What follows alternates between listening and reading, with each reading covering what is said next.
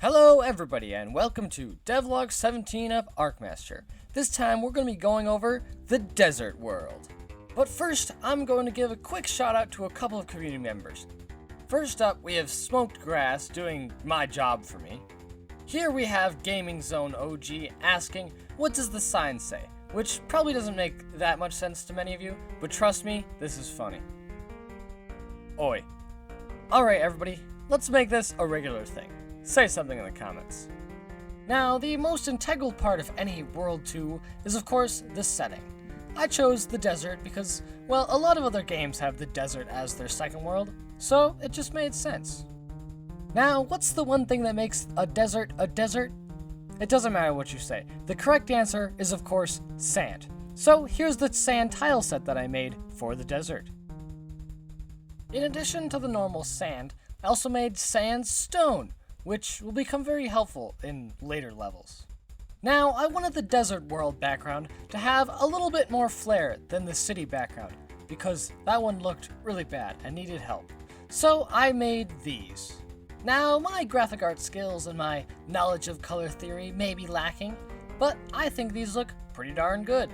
I like the use of layers to add a lot more depth to this background.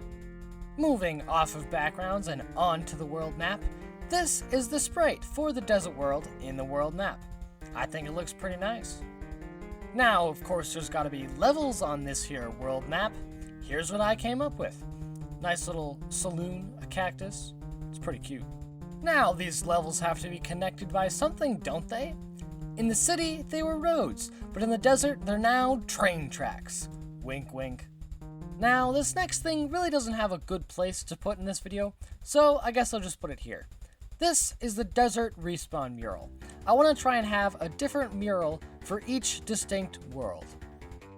Now, there's a lot of miscellaneous dead things around in the desert, so that's what I decided to stick with. There's a dead cow, a dead tree, a dead rock, a dead bush, and some dead grass. And of course, some cacti. Now, I wanted to bring some life back into this dead desert, so I put a bunch of flowers on the cacti for a little spice of life, as some variation, if you will.